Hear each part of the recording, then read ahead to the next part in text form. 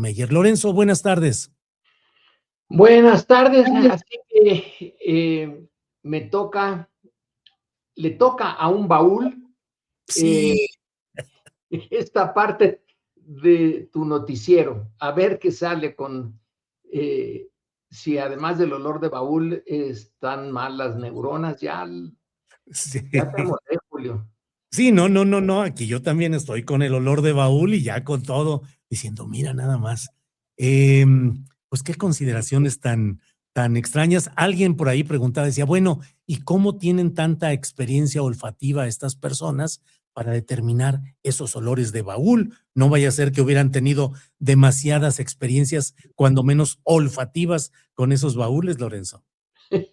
Es, es posible, es No sé. posible.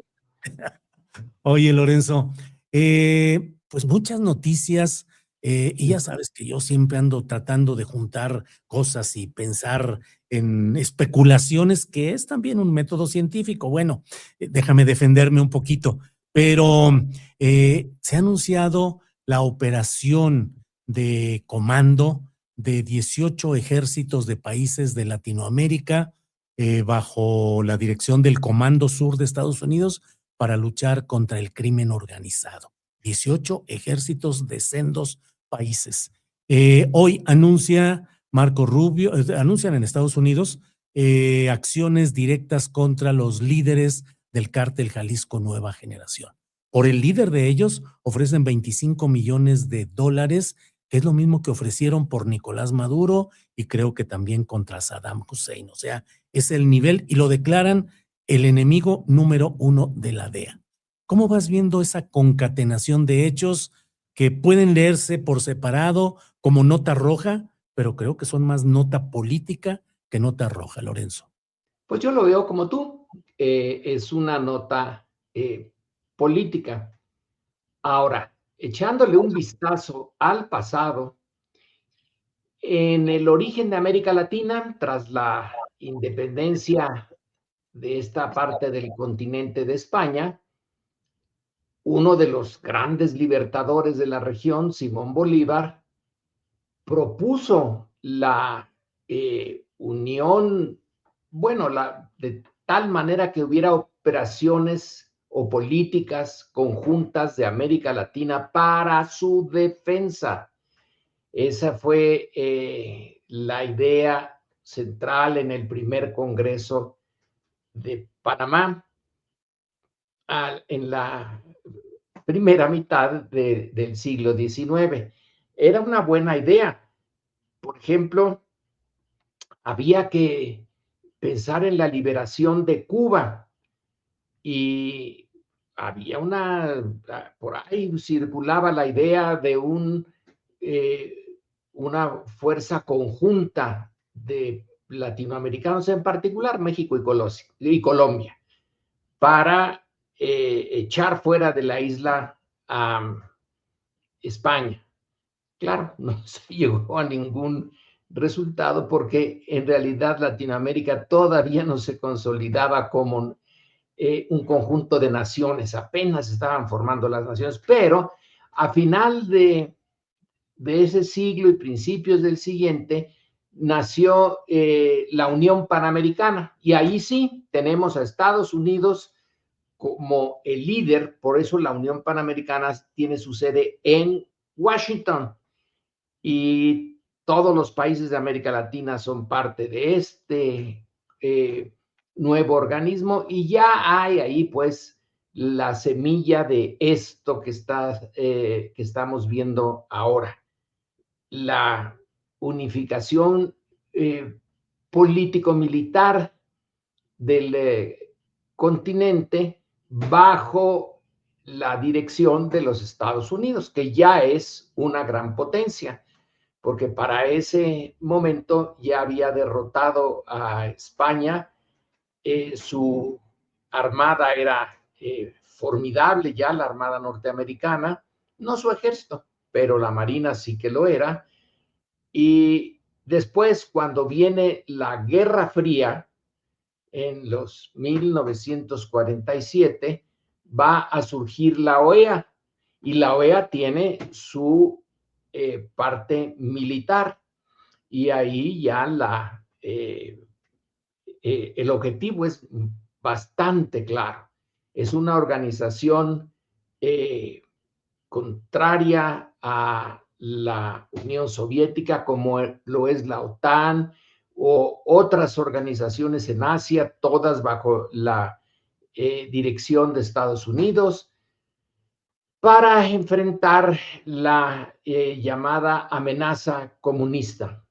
Así que esto que se propone ahora, bueno, pues no es más que la continuación de esta política que puede dar algunos resultados, pero en América Latina no ha sido el caso de la OTAN, que mal que bien podemos tener nuestras diferencias en relación a la naturaleza de esa organización, que ahora está metidaza en la guerra en Ucrania, pero funcionó, la OTAN funciona.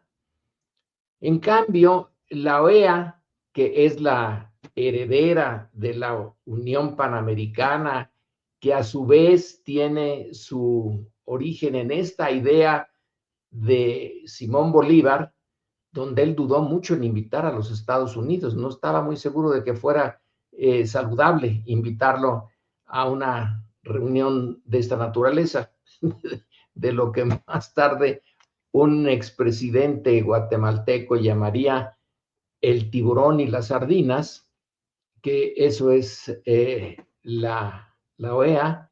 Bueno, pues como ya la OEA ya no tiene mayor importancia, está generando esta otra nueva.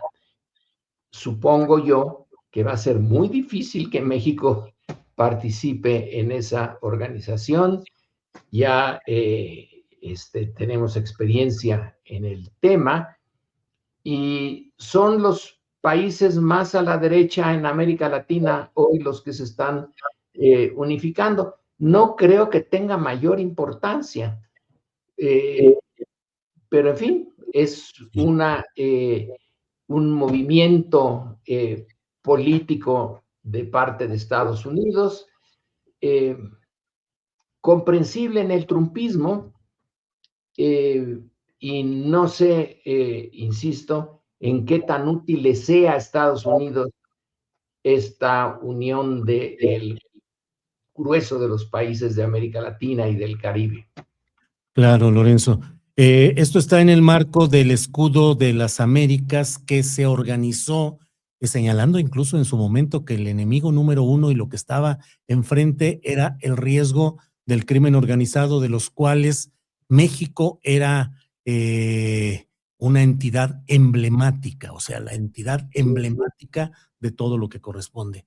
Ahora, Estados Unidos no tendrá la intención de utilizar estos ejércitos en acciones justamente contra la expansión del narco mexicano en muchos lugares de Latinoamérica e ir cercando a México. Se habla también de que pretenden establecer acciones conjuntas contra el crimen organizado directas del ejército de Estados Unidos con los de Honduras y Guatemala, como diciéndole a México, tú eres el único que te niegas a participar en este esquema, Lorenzo. Sí, claro, esa es la razón política. Sí, el peculiar momento histórico, la coyuntura histórica de este momento, ya posguerra fría, pero de todas maneras teniendo Estados Unidos como el gran imperio que en su declaración sobre la naturaleza de su seguridad nacional, esa declaración formal del año pasado, nos dice que en el continente americano, en el hemisferio occidental, solamente Estados Unidos como gran potencia tendrá influencia y se opondrá a cualquier otra. Entonces ya está señalando, esta es la región en la que la doctrina Donroe va a funcionar y por lo tanto aquí organizo yo todo. Y ya Venezuela, miren,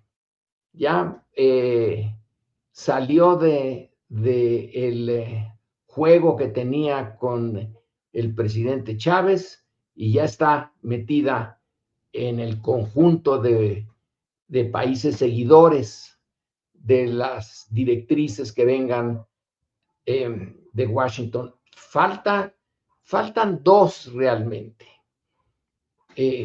Quitemos a Cuba por el momento, porque Cuba está siendo sometida desde hace más de medio siglo a la presión norteamericana y cada vez está, pues francamente, más cercada e impotente.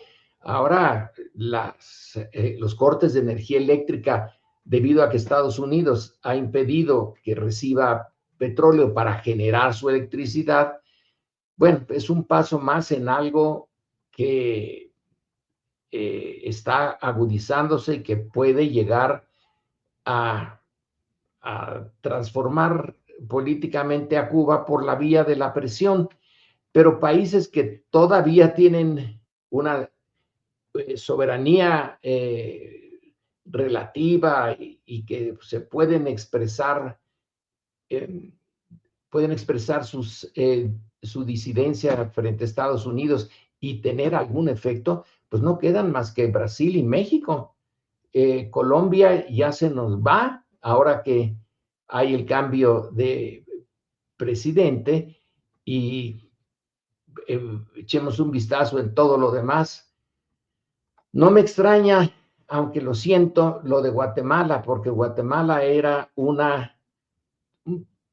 con el nuevo presidente que viene de una raíz de enfrentamiento, su padre, ¿no? Con los Estados Unidos, pues yo creo que lo forzaron de una manera obvia y ya está unido al conjunto. Entonces quedamos nada más en los dos extremos, Brasil y México. Y México es mucho más vulnerable que Brasil por la cercanía a Estados Unidos, por su tamaño relativo. Es un país grande, pero no tan grande como Brasil. Y su mercado de exportaciones está completamente dominado por el mercado norteamericano. Tenemos muchas vulnerabilidades ahí y no hay duda de que el narcotráfico, los carteles del narcotráfico, pues sí, asentaron sus reales aquí por la cercanía con el gran mercado que demanda las sustancias prohibidas por Estados Unidos. Ese gran mercado pues hace casi natural que fuera la frontera con la frontera sur de Estados Unidos donde se asentaran y sobre todo que estos asentamientos vienen del régimen anterior, del régimen priista. Ahí fue cuando echaron raíces. Y ahora va a costar un montón desenraizar esto. Y el pretexto de Trump para tratar de acabar con un sistema político que abiertamente se declara de izquierda. Depende ya de cada uno de nosotros si es de izquierda, no es de izquierda, si es mucho, poco, pero desde la óptica norteamericana es de izquierda. El sistema político norteamericano, su régimen, se ha ido a la derecha. La potencia dominante en el hemisferio es Estados Unidos. Se ha declarado que se propone seguir siendo eso, que es quien toma las grandes decisiones aquí. Entonces México está en una posición muy difícil porque antes sí tenía un sistema de derecha que más o menos hubiera podido ser aceptado por Trump, pero ahora no.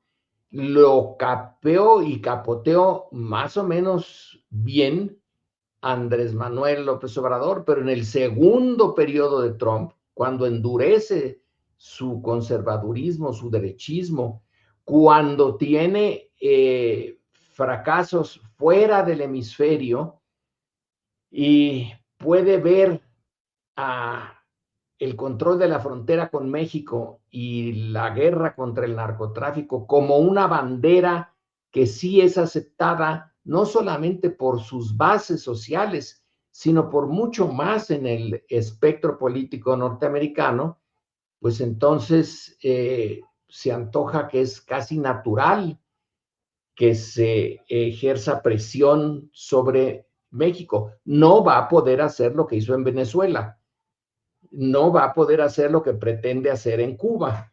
Somos situaciones diferentes. Entonces, de esta manera, digamos, tenebrosa, nos dice ahora, pues ahora no van a exportar aguacates.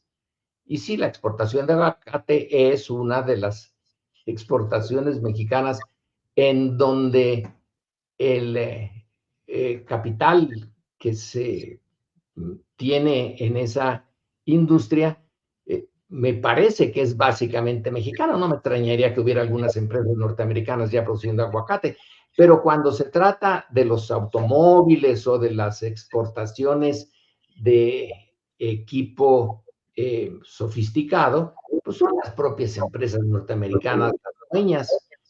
Entonces es casi una maquila México. En el aguacate no es maquila, y sí va a golpear a una región en donde el narcotráfico se ha sentado, Sí, y va a tener esa, digamos, legitimidad de claro. decir, bueno, el Super Bowl se queda sin aguacate, pero Sí, miren, vamos a acabar con el narcotráfico. No dice ni una palabra sobre el mercado, sobre la demanda, esa se queda calladito.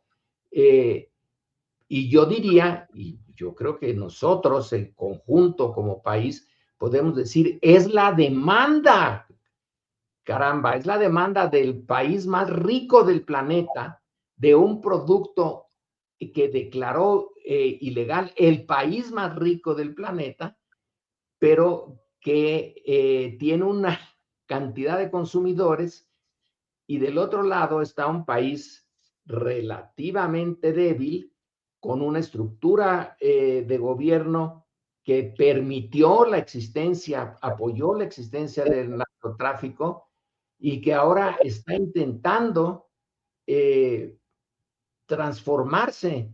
La política de Sheinbaum contra el huachicol, contra el narcotráfico, eh, contra la propia corrupción interna del gobierno, pues es un esfuerzo que debería de apoyarse desde el exterior, pero no, yo creo que se le va a poner más obstáculos porque es de izquierda. claro. Pues son muchos los hilos y los detalles y los datos y las circunstancias que se concatenan y que van creando este escenario. Es, voy cerrando preguntándote, Lorenzo, ¿perfilas, ves que haya una especie de estrategia preelectoral de Estados Unidos, administración Trump, contra México al estilo de otros países donde se han aprovechado sus debilidades económicas en Argentina para el chantaje del apoyo trumpista, el choque, por ejemplo, el que está viviéndose ahorita en Brasil a nivel diplomático, pero político y electoral a fin de cuentas? En fin, todo lo que se ha ido viviendo en Latinoamérica. ¿Ves creciendo o caminando una estrategia preelectoral? Sí, me parece que por otro lado tiene un poco el tiempo cortado también a lo mejor, porque en las elecciones de este año, las elecciones intermedias del cuatrienio, se va a decidir si esa base trumpista está decayendo. Y hay un tema que según los encuestadores, en particular confío en el Pew, Research Center, en donde señala que para los norteamericanos, independientemente de que sean o no trumpistas, el tema del control de la frontera y de la presencia de narcotraficantes poderosísimos ahí, sí es un tema que les interesa y que desearían ver eliminado. Así que es uno de los pocos puntos en que Trump puede llamar para que le apoyen, no a sus bases tradicionales, sino además a otras. En la guerra contra Irán ya no tiene ese apoyo, quizá lo tuvo al principio, pero incluso en su apoyo a Israel ya tampoco tiene mucho apoyo. Y una de las áreas en las cuales él puede decir yo soy duro y eficaz y tengo capacidades de acción sorprendentes, pues es en esto de la frontera y de las organizaciones de narcotraficantes en México. Desde hace mucho quienes observábamos esto decíamos que el narcotráfico era un área en donde el interés nacional mexicano estaba siendo minado. No faltó quien dijera, bueno, pues es fuente de ingresos de dólares, etcétera. Desde el principio ahí había un problema de seguridad nacional y todos aquellos miembros de los gobiernos pasados que se hicieron tontos, que apoyaron al narcotráfico, en realidad estaban minando la seguridad nacional y ahora se ve de manera clarísima. Así que el problema al que se enfrenta la presidenta es serio ahora. Y van a pagar justos por pecadores, porque los antiguos aliados dentro de la administración del régimen priista que dejaron crecer este problema, pues ya se fueron, ya no les va a pasar prácticamente nada. En cambio, quienes intentan un nuevo régimen tienen ahora los vientos en contra.